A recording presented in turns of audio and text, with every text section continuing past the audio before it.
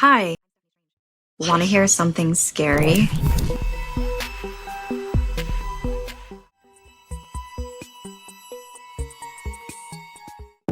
When Alan was 14, he visited Taiwan for the first time. His parents were from there, but he had never been, and they wanted to bring him back during the Hungry Ghost Festival so he could celebrate his fallen ancestors. Being from the United States, Alan was unfamiliar with just about everything in Taiwanese culture. During this month-long ghost festival, it was believed that ghosts haunted the island of Taiwan for the entire month because the gates of hell were opened on the first day, and the spirits were meant to disperse on the last day. In between, the ghosts had free reign. This was their chance for redemption. There were many rules for the living to follow during Ghost Month in order to avoid confrontation with these spirits. Alan was not familiar with many of these superstitions and did not take the ones he knew very seriously. One of the most revered superstitions was not to stay out after midnight. Being a teen, Alan didn't really follow a lot of rules, let alone ones for ghosts he didn't even believe in. He played along with his family as they did various traditions during the month, like when they burnt paper money on the first day of the month, and later on laid out food and drink offerings for spirits.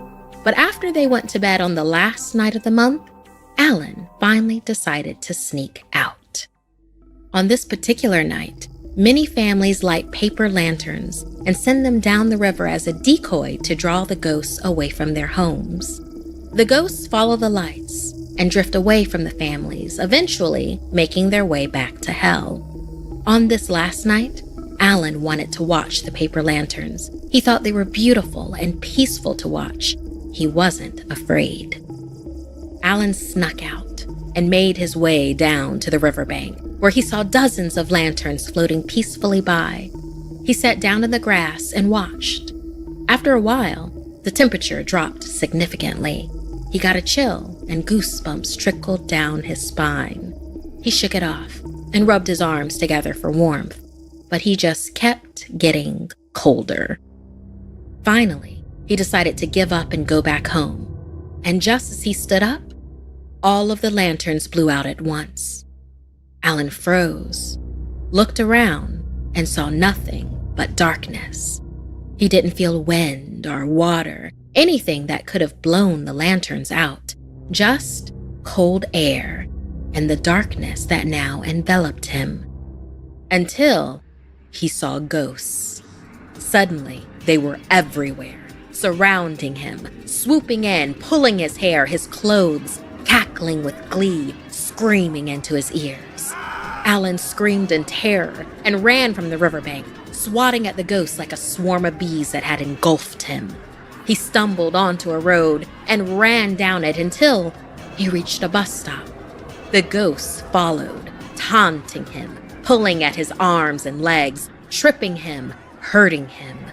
Alan thought they were going to rip him apart, until suddenly a bus appeared out of nowhere.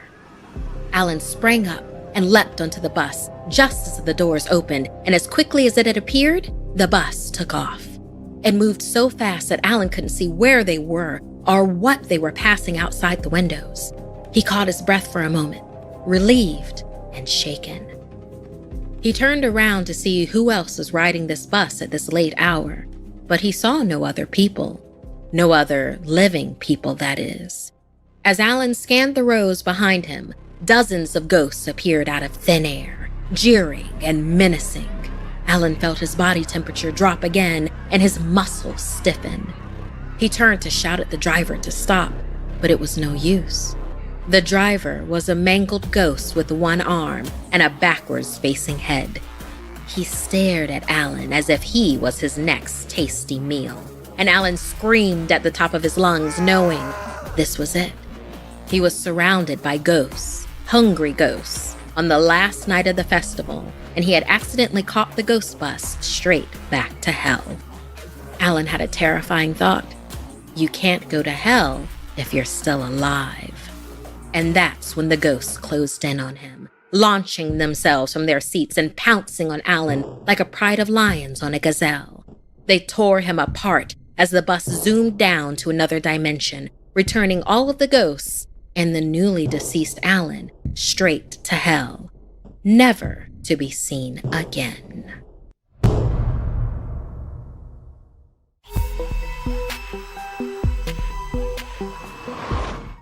This happened when I was about 11 years old and lived with my 17-year-old sister Manika and my grandmother.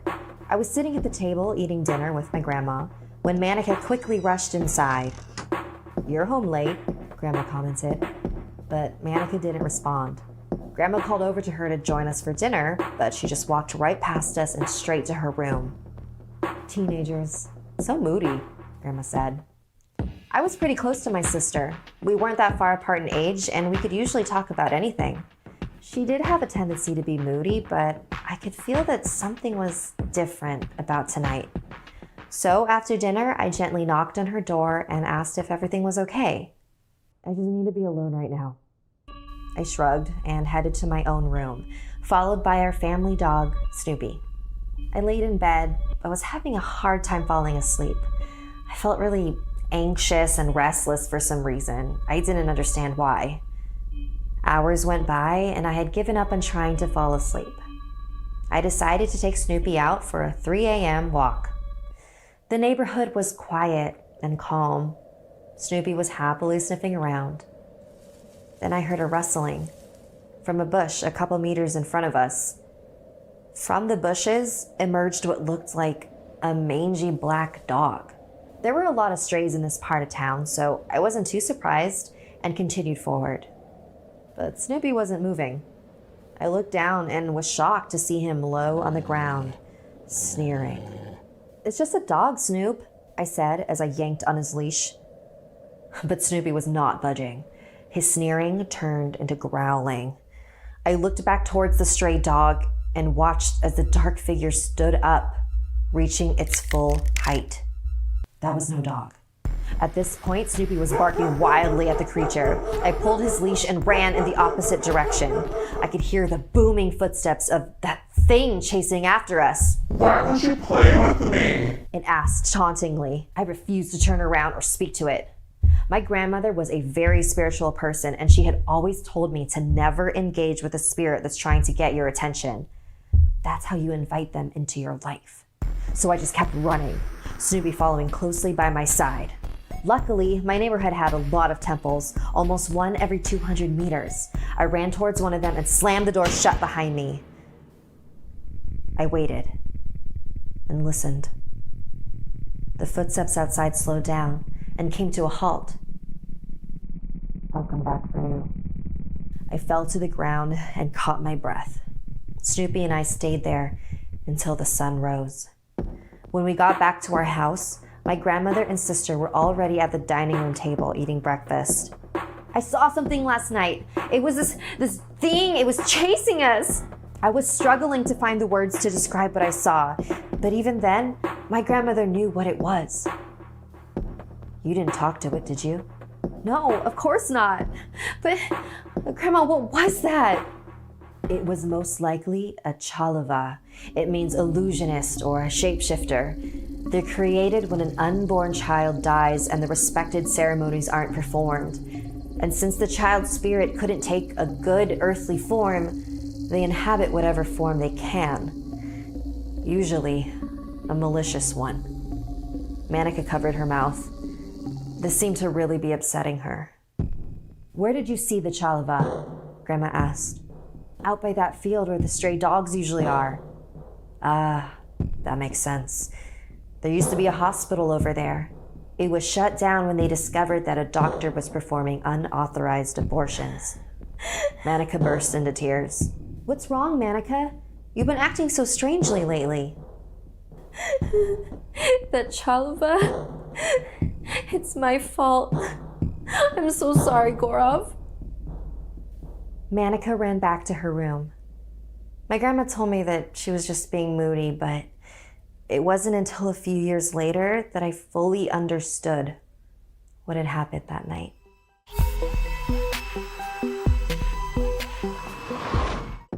Two 12-year-old girls from South Korea, Mi and Jin, had just arrived at camp for the summer. Both had never been before, although Mi frequently camped with her family. Their first day was exciting. getting to know their fellow campers and doing outdoor activities. At the end of the day, the camp quickly quieted down during the night, but Jen couldn't sleep. She wanted to explore more of the campgrounds at night. She woke up me and fibbed that she needed someone to go to the bathroom with her. Jen knew if she told me her true intentions that she would never go. Me always followed the rules, while Jen would question why there were rules in the first place. Once they arrived at the small building holding the bathrooms, Jen figured she might as well go while she figured out how to get me to go exploring. Me, eager to get back to bed, told her, "I'll stay out here and wait for you." As soon as Jen entered the bathroom, she felt something was off. It was freezing in there. She flipped the light switch on. One dimly lit bulb flickered on, just barely enough to make out the bathroom stalls directly in front of her. Shivering, suddenly having to go to the bathroom more than ever, she started moving towards the stalls. Reaching out her hand to the first stall, she felt something like strands of hair whip across her face. Stunned, she jumped back. In the corner of her eye, something moved off to the right of her. Spinning towards it, a woman with long black hair covering her face stood in the corner, silent, waiting.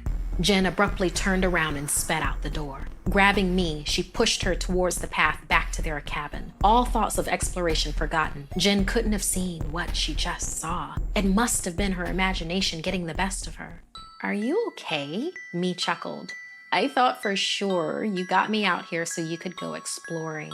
Jen stammered. "I thought I saw something, someone, a camper maybe? It kind of looked like something from a horror movie, I don't know." Me stopped dead in her tracks, looking behind Jen at the bathroom door. "Wait," she looked very concerned. "What's the date?"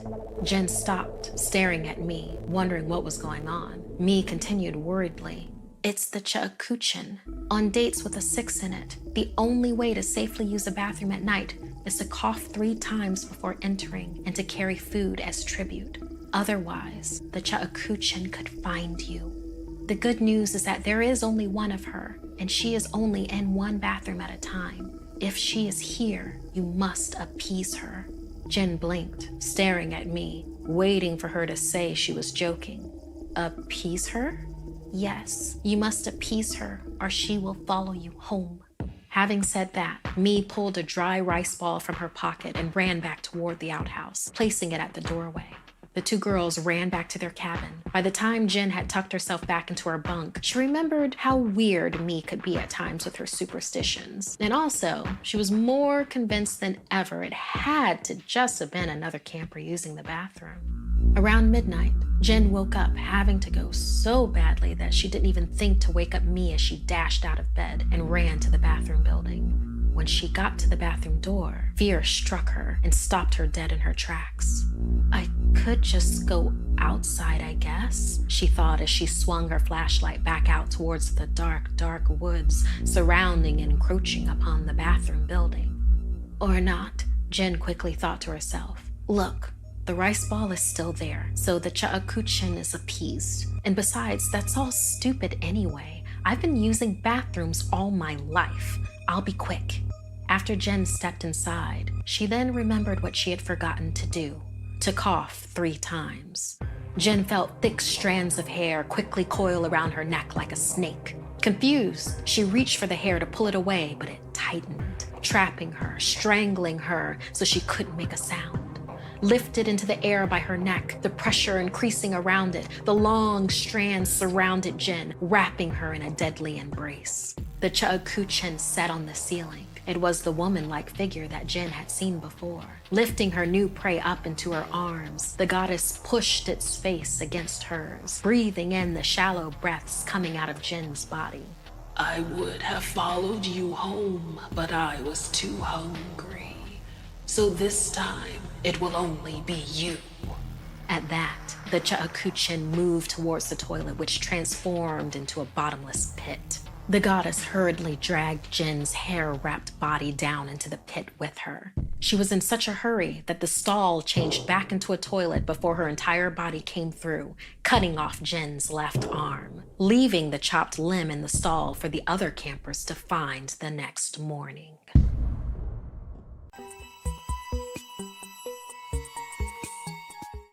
Vasil was 18 when he was sent for 2 years of military service starting in 1982. He was dispatched to a border post along the defensive line between Bulgaria and Turkey. His job was border guard, and his main duty was to patrol the electrified border fence. Mostly, it was to make sure nobody left the country during a time of severe restriction of movement under the communist government. His orders were to shoot on sight. No exceptions. One night, he and his best friend Ivan were patrolling the border as usual with their dog. Ivan was a far senior soldier, much larger and stronger than Vasil, with a kind of look only veteran soldiers had. He described the night as still and cold, and the moon shone through the clear sky during the night. There was a light breeze that whistled faintly across the open plains between the two borders. All was well and normal, and their routine patrol was near their end. Much like most days, nothing seemed out of the ordinary, and the two men started to make their way back to the camp. They were almost back to base when, all of a sudden, Ivan stopped. He turned his head to the darkness. "Do you hear that?" Vasil stopped to listen, and his eyes widened as he heard what sounded like singing. The two men listened and listened as the singing continued and seemingly became louder. Vasil stood still, yearning to know who was singing so beautifully. Then, their dog started to growl, softly at first, until it started barking furiously as the singing came closer and closer. Ivan grabbed Vasil. "Listen to me very carefully," he said. "I need you to run back to checkpoint B, get on the radio, and call for reinforcements. Tell them code siren. They'll know what you mean." "What? Why?" "Do as I say, do you understand?" "All this over some singing? This isn't the Turks or the Americans. This is much more serious than that. Now go!" By this time, the singing had become so loud it was almost unnerving, as if the source was as close as a few meters away. Vasil looked around in panic, gripping his rifle in fear and confusion. Vasil started to run. He knew that the checkpoint was less than a kilometer away and that he could make it there in a few minutes if he really ran for it. Behind him, he heard the barking and the growling of their dog change into whimpers and cries, which was followed by bursts of automatic fire that ripped through the night air. The fire sustained until he had finally reached the radio at the checkpoint. "Checkpoint B to base? Checkpoint B to base. We have a situation here. Code siren. I repeat, code siren. Requesting immediate reinforcements. Over." "Base to checkpoint B. Reinforcements are inbound. What is your status update? Over."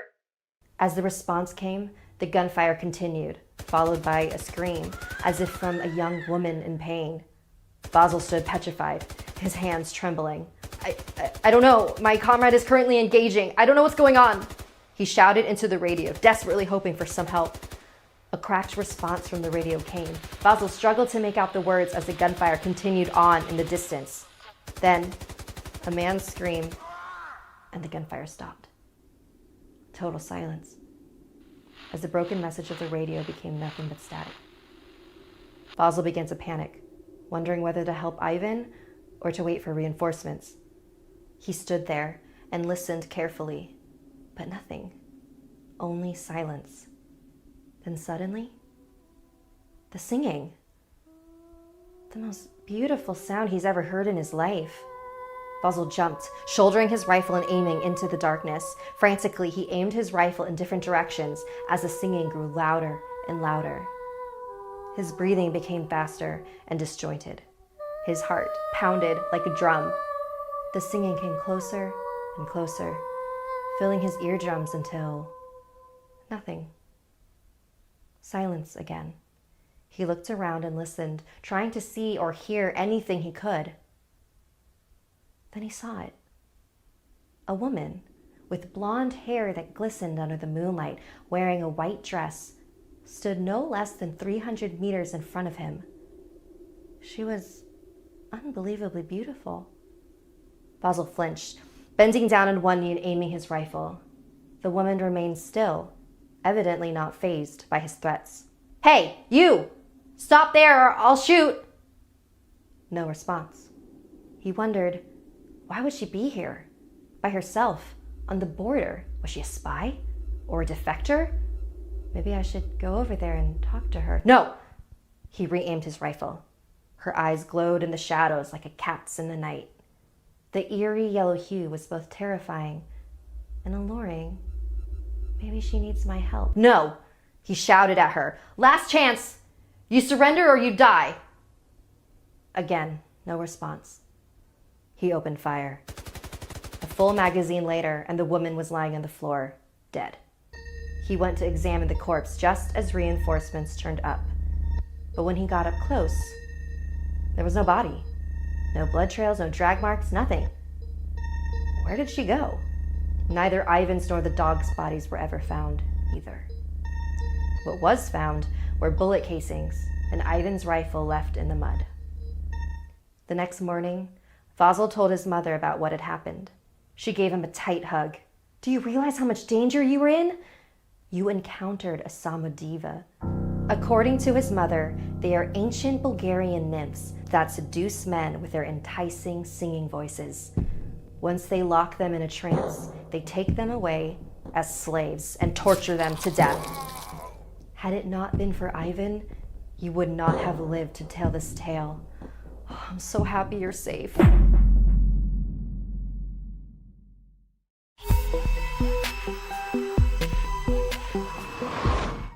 In a city by the sea in South America, there was a grand white house atop a hill, and below it, a small town was nestled in its shadow. One evening, two teens decided to break into it. Did you know this place was owned by rich war criminals after World War II? Galen said to his best friend Leo. After exploring several abandoned places, they decided to scavenge for things they could fix up and sell online. Leo's family had recently fallen into hard times, and they hoped to bring in a little money by selling the old things they'd find. Still, the house gave Leo a strange feeling. Isn't it haunted? Didn't all the bad people who lived here die mysteriously? Galen was certain this house was their big score. So, it's filled with riches and treasures they brought with them and left behind. I bet we'll find something great. Pulling the chains off the tall, rusty gate, the boys realized it was unlocked. With a loud creak, the gate swung open. Leo gave a big sigh and shifted in his old shoes. They were falling apart at the soles. He felt like someone was watching him on the doorstep. But Galen pushed him forward. Come on, don't be afraid, he said as he turned the knob on the door, and with a click, it opened. Leo followed. I can't be late. My mom asked me to grab firewood on my way home. Just then, he heard steps from the staircase and looked up to see a dark figure. It was shaped like a tall military soldier. It stared at him with bright eyes. In a ghostly voice, it whispered, "Take only what you need." Leo squinted his eyes. The soldier's face was disfigured. Then the ghost disappeared. Leo shook his head, thinking he must have imagined it. He ran ahead to catch up with his friend, past the peeling wallpaper of the halls, stained suspiciously by rotting holes. Galen didn't seem to notice. Leo followed him into a drawing room that looked untouched by time. Galen was in a daze, fixated on the objects in the office. On the fireplace mantel, he saw a shining silver watch beside a row of jewels and signet rings. "We're gonna be rich," Galen said. Leo looked around. Someone definitely lives here. We should go. And that's when he saw a pair of new shoes perched on a box. They were old, like something out of the 1940s, but yet new. He cautiously approached them. They're my size. He held them up. A creaking sound came from the doorway. Leo spun around and caught the ghostly apparition of a woman wrapped in wilting scarves, her eyes hollowed out. "Heed my warning. Take only what you need." Leo opened his mouth to scream, but then the ghost was gone. He turned to Galen, who was enraptured by the jewelry. Something was off about this place. They should leave, he thought. Leo noticed a pile of wool blankets, like the ones his mother wanted. Leo paused. "Wait, I think I should take these instead. They keep my family warm." Galen had a realization. If we took all this jewelry, we'd have so much more to buy all the things we need and could ever want. He grabbed the watch and piled up the jewels. Leo gasped, "Wait, don't!" he shouted at his friend. And then a necklace chain wrapped around Galen's neck, and an unseen force began to strangle him. Leo jumped to help Galen, but something began to pull him back. The walls began to shake and bloody words appeared over them. Take only what you need. Suddenly, ghostly hands appeared out of the chimney and clutched Galen. Leo couldn't hold on to him for long. "No!" he screamed as his friend's body was dragged into the walls of the house. A voice boomed. Take only what you need. Leo grabbed the blankets and made a run for it through the shaking hallways. The door slammed behind him on the way out. He looked back, and in the window above him, he saw the soldier, the woman, and Galen looking down at him. The house had allowed Leo to take what he needed, but it would always take the soul it wanted.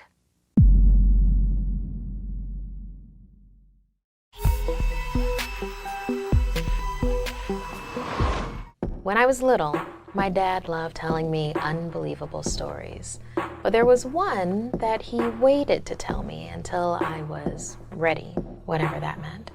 As always, I was skeptical. The story began on the USS Forestal, an aircraft carrier for the US Navy, where my dad was stationed in the 1970s. Dad worked night shifts, and along with his best friend, Bruce, took turns making supply runs deep below deck. Most of my dad's runs were to the supply room, a dark, cluttered space where no other crew members ever went. One night, my dad had just entered the supply room when, from the corner of his eye, he saw a man watching him from across the room. Dad turned, but the man was gone. Shaken, Dad grabbed the part he needed and hurried back on deck. He kept what he'd seen to himself, chalking it up to lack of sleep. But that first sighting was only the beginning. Another night, in a different area of the ship, my dad had to travel down an extremely long hallway, so long that it took 15 minutes to go from one side to the other. 5 minutes in, my dad began to smell smoke. He couldn't see any in the air, but the stench was bad enough to make him start coughing. Then he heard a terrible sound. A frantic, choking man was running up to him from down the hall, gasping for air. My dad ran for him and saw that the man's white t-shirt was covered in sweat, his eyes sunken in, his mouth toothless and wrinkled. The man reached for my dad's shoulder, but instead of grabbing it, he passed right through my dad's body. By the time Dad turned around, the man had vanished. Now, Dad really wanted to tell someone what he'd seen, but back on deck, he stayed quiet while Bruce made small talk. Navy men weren't known for being honest about their emotions, Dad explained, especially if it involved fear. Over the months that followed, he continued to have the creepiest encounters, like hearing laughter in the mess hall after hours, seeing boxes tip over on their own in the supply room, and smelling the same odd smell of smoke in the hallway. Some nights, Dad said, Bruce looked stressed like he was seeing the same things too, but still, for fear of sounding crazy, Dad kept it all to himself. Until one night, just before his tour was about to end. While bringing an engine part up to the deck with Bruce, the two saw 4 fellow sailors ablaze, leaping into the ocean. Without a word, they sprang into action and jumped overboard after the men. My dad swam to the nearest sailor. He reached out, expecting to feel the heat from the burned man's hand, but instead, it felt like a block of ice. The sailor barely looked human. His charred skin had all but melted off. He gripped my dad's forearm for just an instant before swell washed over them and the sailor was gone. Searchlights beamed down, rafts hit the water, and my dad and Bruce were rescued. No other sailors were found. The story ended with what Bruce said to my dad. Those men weren't alive, were they? No. Dad replied. I saw something like this before, but I was afraid to ask you about it, he admitted. Same here, Bruce replied. Dad said from then on, when he sees something, he speaks up about it no matter what others might think. As for me, I got Dad's message, but I still didn't believe his story until, as a freshman in high school, I learned that in 1967 there'd been a huge fire on the USS Forestal. The flames burned for hours, killing 134 crew members, a number of whom died in that long hallway, while several others choked to death from smoke in the supply room. 4 men had also caught fire and jumped overboard. It looks like Dad hadn't made it up, after all.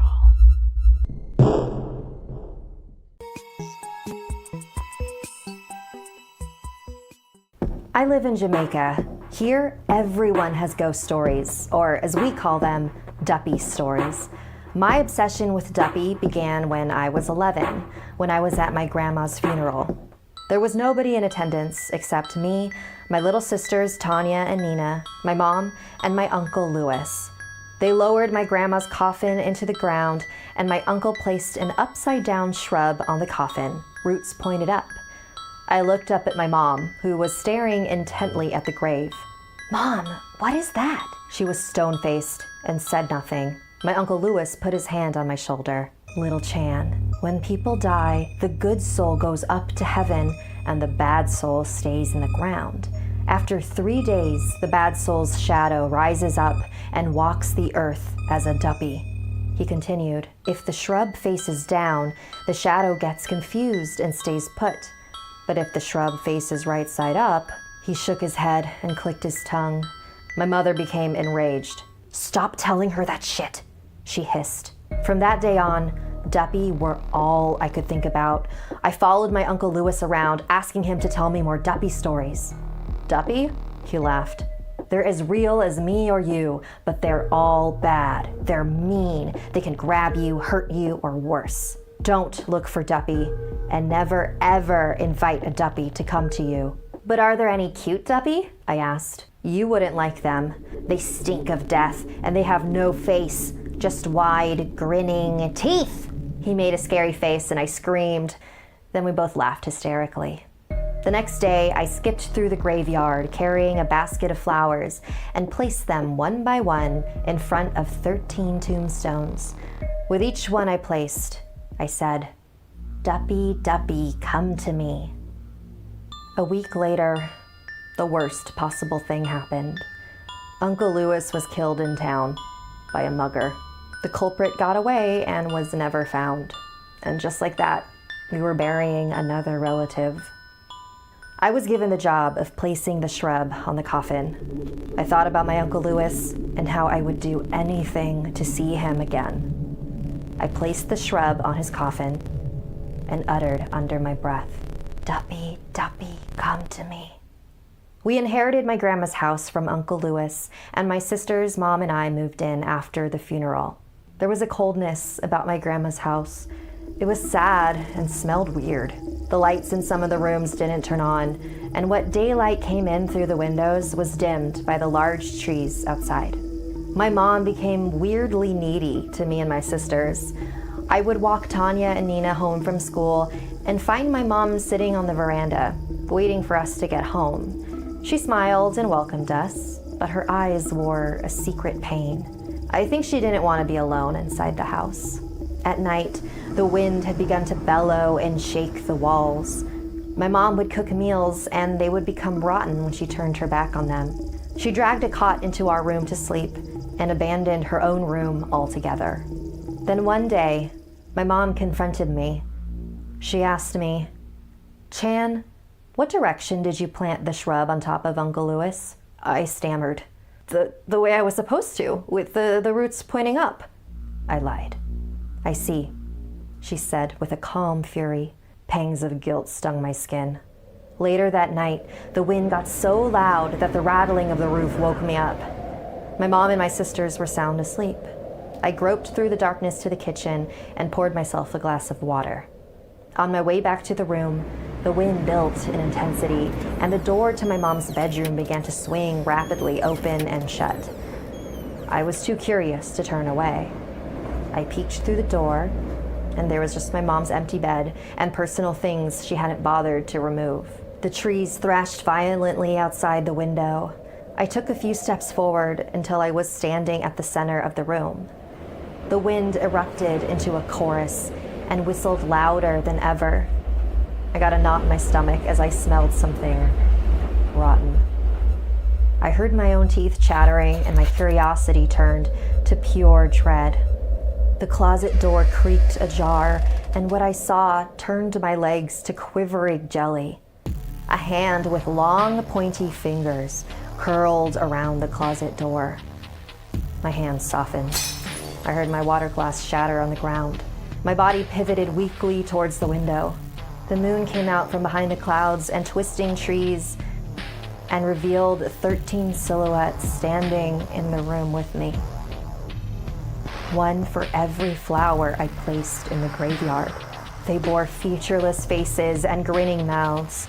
Too stunned to run, I fell terrified to the ground, fumbling and clambering awkwardly to the exit on my hands, elbows, and knees. Bony fingers clawed at me and tried to pull me back. They scratched my skin as I struggled loose. A hand grabbed my ankle and almost yanked me away until I kicked for my life. Trembling, I finally scrambled through the door and slammed it shut behind me. The wind moaned in concert with labored gasps as the sound of hands battered the door. I began to weep as I nervously ran back down the hall. Mom, Tanya, Nina, we need to leave this house now. I opened the door to the bedroom where my family slept. In an instant, I felt my whole world drop away beneath me. There on the floor were the lifeless bodies of Tanya, Nina, and my mom. Above them stood a shadowy figure. It was my Uncle Louis, but his warm eyes and comforting smile were gone, now replaced with a terrifying grin and unearthly stench. He stepped towards me and said, Duppy, Duppy, come to me.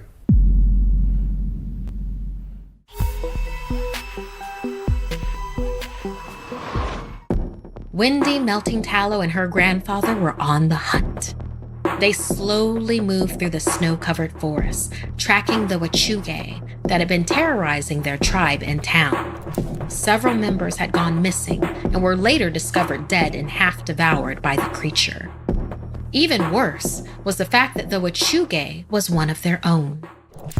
When anyone breaks taboo and becomes too strong from that, they are in danger of being possessed by ancient spirit animals. Once possessed, the person slowly becomes more bestial and hungers for human flesh. Wendy's grandfather was the tribe's shaman, a role she would one day assume, and together, it was their responsibility to stop the creature, no matter what. Wendy's grandfather held his shotgun tightly. He told his granddaughter, "Wechuge are crafty tricksters. They will use any tactic to lure their prey into death." But as the day grew colder, she started to doubt that they would ever find the creature. They had been hunting in the woods for several days with no luck. As she was about to suggest they head home for the night, Wendy discovered strange tracks in the snow. They were like nothing she had ever seen before, like a human foot, but with a hoof and a claw.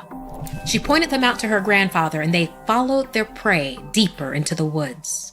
They pursued the tracks late into the night until they reached a sharp cliff. Wendy was suddenly struck by a terrible feeling in the pit of her stomach. She looked around. A large being with a lopsided grin was headed towards them. They were no longer the hunters.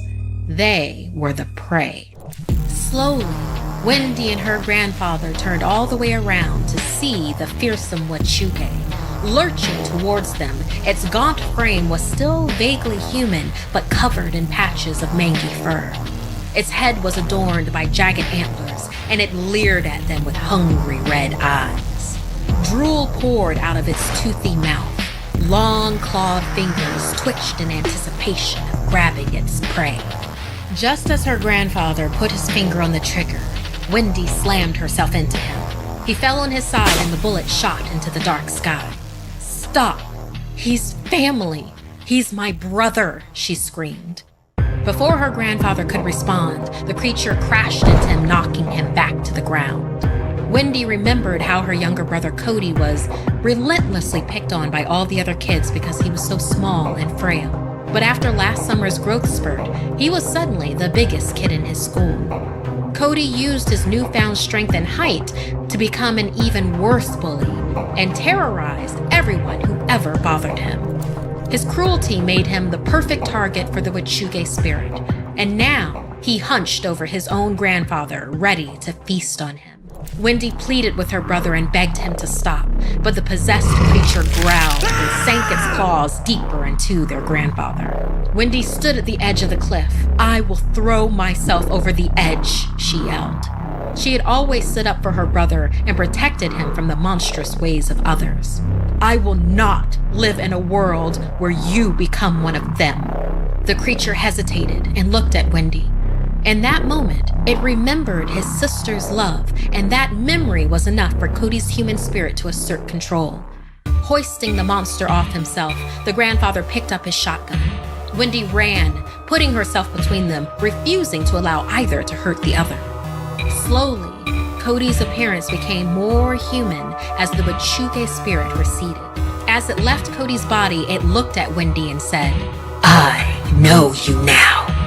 All of your family. I will return." Then the spirit disappeared. Wendy hugged her brother tightly as her grandfather said, "The wechuge spirit will always plague us until finally it returns to possess one of us when we least expect it." Wendy held her now fully human brother and looked up at her grandfather with tears in her eyes and said, "Then we'll keep fighting back together, no matter what."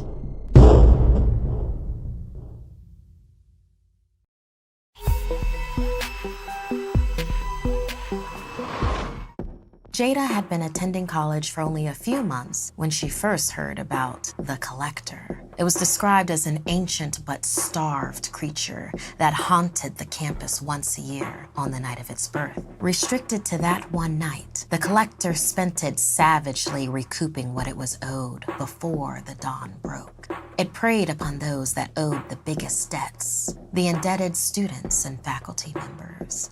But the Collector wasn't on Jada's mind. She was proud of the fact that she didn't owe anyone money, foolishly forgetting that there is more to unpaid debts than money alone. For instance, Jada didn't like to tell people no. She tended to agree to everything to make others happy. Extra assignments? Yes. Volunteer work? Certainly. Pleasing people made her feel good, but she was a serial overcommitter, and it all came to a head.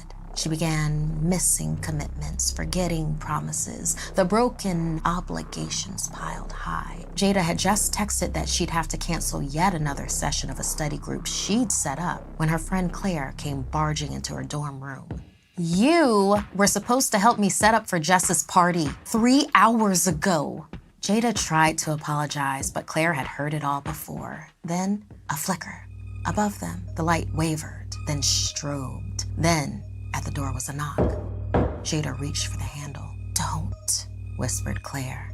"Don't you know what tonight is? The Collector stalks. He's come to collect our debts."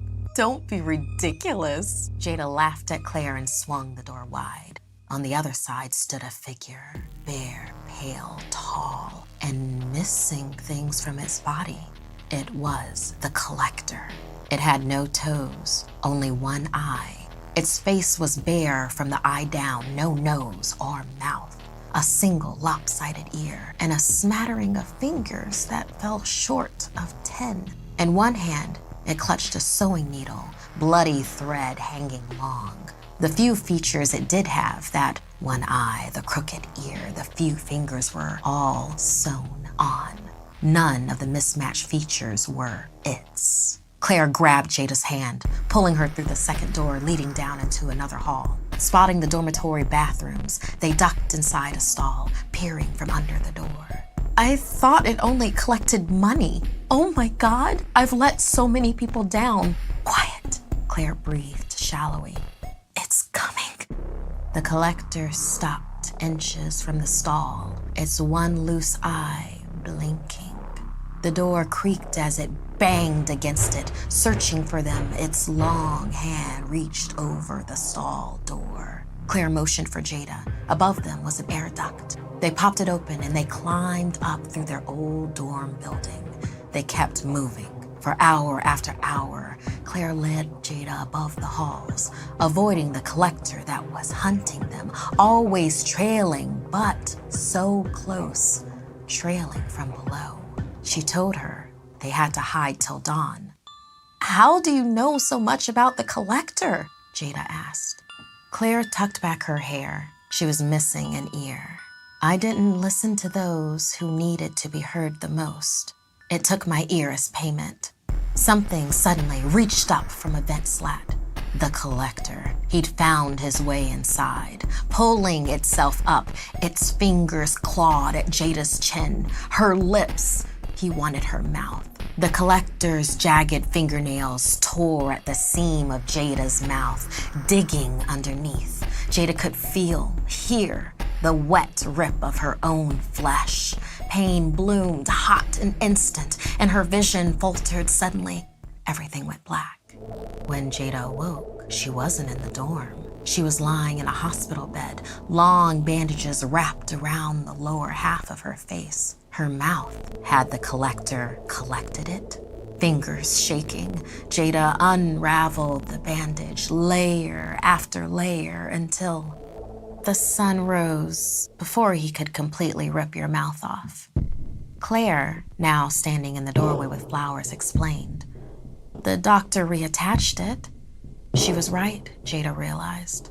She ran her fingers across her lips. Along the edges, she could feel the thick stitches holding her lips in place. The collector was gone for now. She was safe for another year at least.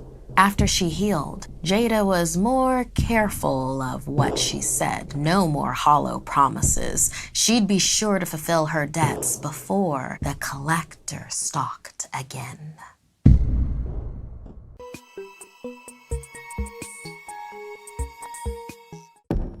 Kamiko was a beautiful young woman who was only held back by her shyness.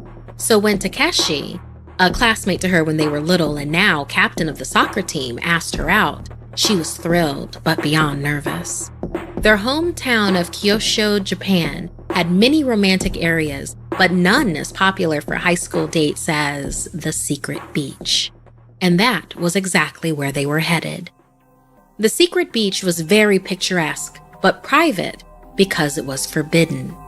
A lot of trouble seemed to occur there, including a few people who had recently gone missing. There were rumors that a creature known as the Nuri Onna, a huge sea snake with a human head, claws, and vampiric tastes, might be the cause. Kamiko was scared of the old legends, but she was far more worried about looking cool in front of Takeshi. Embarrassed to be nerdy enough to even know the stories, she decided not to put a damper on the mood and kept it to herself. The date was going well. Takeshi made her laugh about old times as they walked close together down to the picturesque shore. She felt like she could come out of her shell with Takeshi. As they ventured even closer to the water, Kamiko began to become uncomfortable with thoughts of aquatic fiends, but was distracted when Takeshi held her hand. It was a warm day, but as they rounded the bottom of a cliff, it blocked out the sun. The air got cooler and it got darker. Kamiko shivered, and Takeshi held her closer and began to lean in for a kiss. That's when the screaming began. Terrified screams from a woman nearby. "Help! My baby! My baby! I can't swim!" The couple ran towards the water and found a woman thrashing in the ocean some distance from the shore. With one arm, she supported a baby above the crashing waves. Kamiko was a skilled swimmer and Takeshi a natural athlete, so they both leapt into the raging waters without hesitation to help the mother and child. When they reached the woman, she quickly handed her baby off to Kamiko and latched onto Takeshi for dear life.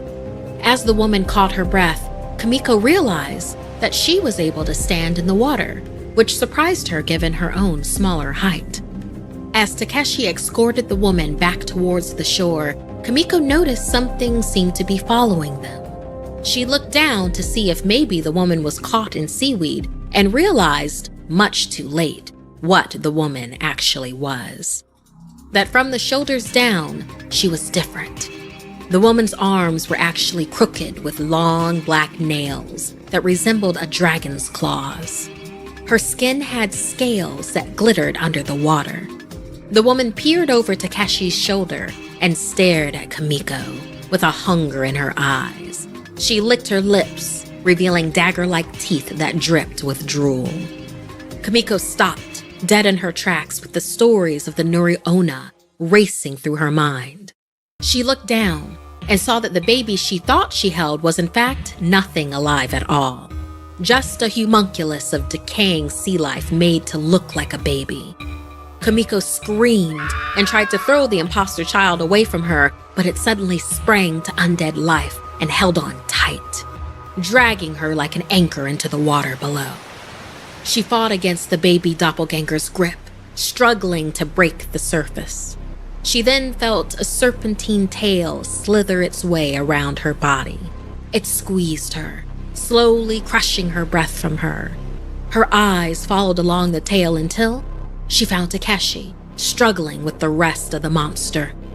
Its claws were embedded so deep in his skin that she couldn't see any trace of them. The snake-like tongue of this gruesome creature was buried into Takeshi's throat, acting as a straw as it slurped his blood. As the coils of the monster tightened, the fake putrid baby fell away from Kamiko. She realized this might be her only chance to escape. With no other option, she bit as hard as she could into the monster's flesh, causing it to loosen just enough for her to make her escape. Takeshi's eyes met Kamiko's, and with the last of his strength, he began to choke the Nuri Onna, keeping it occupied long enough for Kamiko to breach the surface and gasp for breath. However, before she could dive back under and try to rescue Takeshi, the tail of the Nuri Onna whipped out, knocking her backwards into the strong waves that then washed her back to shore.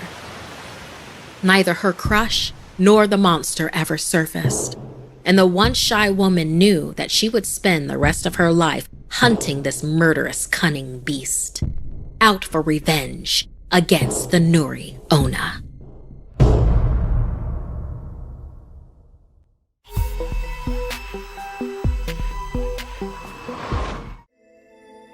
Far out in the ocean, the water is as blue as the petals of the loveliest cornflower and as clear as the purest glass. But it is very deep, too. It goes down deeper than any anchor rope will go, and many, many steeples would have to be stacked one on top of another to reach from the bottom to the surface of the sea. It is down there that the sea folk live. There was the Sea Queen, along with her granddaughters, the Sea Princesses. They were 6 lovely girls, but the youngest was the most beautiful of them all. Her skin was as soft and tender as a rose petal, and her eyes were as blue as the deep sea. But like all the others, she had no feet. Her body ended in a fishtail. The little mermaid loved hearing stories about the human world above. Her grandmother told her all she knew about ships and cities and of people and animals. The flowers were fragrant up there, for those at the bottom of the sea had no scent. When you are 15, her grandmother said, you will be allowed to rise up out of the ocean and sit on the rocks in the moonlight to watch the great ships sailing by. On her 15th birthday, the little mermaid rose up to the surface and watched a birthday celebration being held on a ship in honor of a handsome prince. She watched in awe as he laughed and smiled and shook people by the hand, while the music rang out in the perfect evening. She couldn't take her eyes off of him. Then a violent storm hit, sinking the boat. The little mermaid swam towards the sinking prince and pulled him ashore. He lay there unconscious near a temple. She waited from a distance until a young woman from the temple found him. The prince regained consciousness and mistook the temple woman for his rescuer. He never even saw the little mermaid. Distraught, she dove back into the ocean. If men aren't drowned, the little mermaid asked her grandmother, do they live on forever? They too must die, and their lifetimes are even shorter than ours. We can live to be 300 years old, but when we perish, we turn into mere foam on the sea. We have no immortal soul. Human beings, on the contrary, have a soul which lives forever, long after their bodies have turned to clay. It rises through thin air up to the shining stars. Just as we rise through the water to see the lands on earth, so men rise up to beautiful places unknown, which we shall never see. I would gladly give up my 300 years if I could be a human for a day and later share in that heavenly realm. You must not think about that. We are much better off than the folk up there. The little mermaid, longing for the prince and an eternal soul, visited the sea witch in a dangerous part of the ocean. The witch willingly sold her a potion that would give her legs in exchange for her tongue and beautiful voice. She warned her that once she became a human, she will never be able to return to the sea. And she will only obtain a soul if she won the love of the prince and married him. Otherwise, at dawn on the first day after he married someone else, the little mermaid would die with a broken heart and dissolve into sea foam upon the waves. After she agreed to the arrangement, the little mermaid swam to the surface near the prince's palace and drank the potion. The liquid felt like a sword piercing through her body, and she passed out on the shore, naked. When she came to, the prince was standing above her. He asked her where she came from, but she couldn't speak. He pulled her up, and for the first time she saw her 2 new human legs. He walked her back to his palace to give her clothes, but every step she took was agony. It felt like she was stepping on knives. It was horribly unpleasant, but she knew this was part of the bargain. Over time, the little mermaid and the prince became great friends, but unfortunately, nothing more. When the prince's parents encouraged their son to marry, he asked for the temple woman's hand, for he thought she was the one who rescued him after the storm. So the little mermaid had no choice but to silently witness the prince marry his new bride aboard a wedding ship. After the ceremony, she looked to the east to see the first red hint of daybreak, for she knew that the first flash of the sun would strike her dead. Then she saw her sisters rise up among the waves. There was no sign of their lovely long hair that the breezes used to blow. It had all been cut off. "We have given our hair to the witch," they said, "so that she would send you help and save you from death tonight. She gave us this knife. Before the sun rises, you must strike it into the prince's heart, and when his warm blood bathes your feet, they will grow together and become a fishtail. Then you will be a mermaid again, and you can come back to us in the sea and live out your 300 years. Hurry! Get back to us, sister. We miss you." The little mermaid entered the prince's room, where he and his bride lay fast asleep. Slowly, she raised the magic blade above his head, and she heard him speak his bride's name in his sleep. The blade fell from her trembling hands. "The prince's happiness is my happiness. Good night, sweet prince." She walked back outside, stood on the edge of the ship, and threw herself into the ocean, just as dawn broke. Her body dissolved into foam, but instead of ceasing to exist, she turned into a luminous and ethereal earthbound spirit, a daughter of the air. Because of her selflessness, she was given the chance to earn a soul, and after 300 years of good deeds to humanity, she will rise up to where no mermaid had been before. Hey, I'm Markia. Want to hear something scary? The Return of the Grim Gouger. 1 year ago, we told you of a serial killer who had rampaged through the city. He liked to kill whole families all at once. The bigger the family, the better. His victims were found with their throats slit and their eyes mutilated. He'd smear their blood on the walls with the phrase, "If you can't see it, it's not happening." The news called him the Grim Gouger, and last Halloween he was finally caught, but it's difficult to beat horrific icons like that. Alwyn was eager for his date tonight, even though he now hated this time of year, Halloween. The Grim Gouger had been sent to jail thanks to his dad and the rest of the FBI. Alwyn reminded himself he no longer had to stay up all night with his mom, worried if the Gouger would get his father before he was caught. Alwyn's family thought they could put this all behind them, but now it was Halloween, and the mask of the Grim Gouger was suddenly everywhere. From t-shirts to stickers, it seemed the infamous killer had become a horror icon. His new girlfriend, Sierra, agreed to have a Halloween date at her house, watching scary movies. And he was thankful to be pulled out of his dreadful reverie when she opened the door with a candy bowl in hand.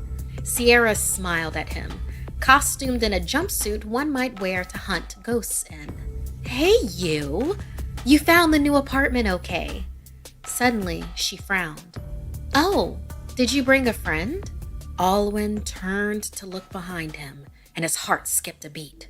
Behind him stood the Grim Gouger. Alwyn's breath whistled through his suddenly tight throat. His body was shaking. But wait, something was off. "Trick or treat!" the Grim Gouger said in a high and enthusiastic voice. It was a kid wearing a store-bought Grim Gouger mask. Sierra quickly ushered Alwyn inside and down the hall away from them. Turning back to her door with her candy bowl, Sierra gave the kid candy and said goodbye. Embarrassed and apologetic, Alwyn turned back to her when she came back inside and offered a blood-red rose. Sierra took it as she led him toward the living room. "The Grim Gouger is a sore subject," he explained, telling her the full story about his father. Sierra touched his shoulder as they sat on the couch. "I understand. I lost someone last year during the whole Grim Gouger thing. They were my whole world." Putting his arm around Sierra, Alwyn expressed his condolences while also assuring her of their safety. Hers, his, and his mother's, since the Grim Gouger had been captured by his dad and was now definitely locked securely behind bars. Sierra looked distant. "I'm so glad you offered to come over tonight for Halloween. It would have been really tough for me if you hadn't. And thank you for keeping our relationship on the DL. I just needed time, but I can trust you since we feel the same way about family." She smiled, and Alwyn melted as she leaned in close. Then the microwave went off and Sierra jumped off the couch. "Popcorn's ready. Let's start with your favorite scary movie." "I'll be right back." She disappeared, laughing into the kitchen. Nodding, he began to scroll down some selections on the TV when the doorbell rang. "Can you get the door?" Sierra yelled from the other room. The doorbell rang again and again. Whoever they were insistent. As he turned the front doorknob, candy bowl at the ready, Alwyn waited to hear the familiar trick or treat. But there was nothing. When he opened the door, nobody was there. However, looking down, he found a Grim Gouger mask placed on the doormat. No one else was in the hallway. He felt the hairs on the back of his neck stand up. "That last kid just dropped their mask," he thought to himself. "The Gouger is in prison. Everything is fine." "Everything okay?" Sierra asked as she headed toward him, popcorn in hand. As he looked back at her, his blood went cold. Behind her, in the darkened part of her hallway, stood the Grim Gouger. Alwyn shouted, running towards her, but before he could get to Sierra, the Gouger shoved her out of the way and smashed Alwyn in the face, knocking him out cold.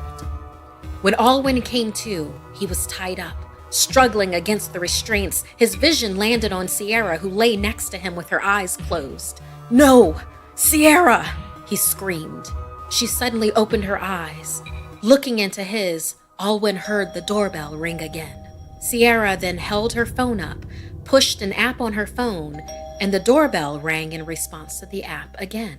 She sat up next to him. Raising her other hand from behind her back, she brought her own Gouger mask to her face with a smile. "Family means everything, Alwyn. You must understand why we are doing this. Your father took our father from us last year." The man from earlier wearing the Grim Gouger mask entered the room. He was wearing a jumpsuit, similar to Sierra's. "My sister is right. he said as he held a knife over Alwyn. Blood is most important. Eye for an eye. Sierra scooted in close and revealed a knife that matched her brother's. Now, we're going to take you from your father, she said as the new 2 grim gougers overtook Alwyn and stabbed out his eyes. Later, when Alwyn's body was found by his father, the walls of the HomeAway B&B rental apartment were covered in bloody words that spelled out, "If you don't see it, then it isn't happening." The grim gouger had returned.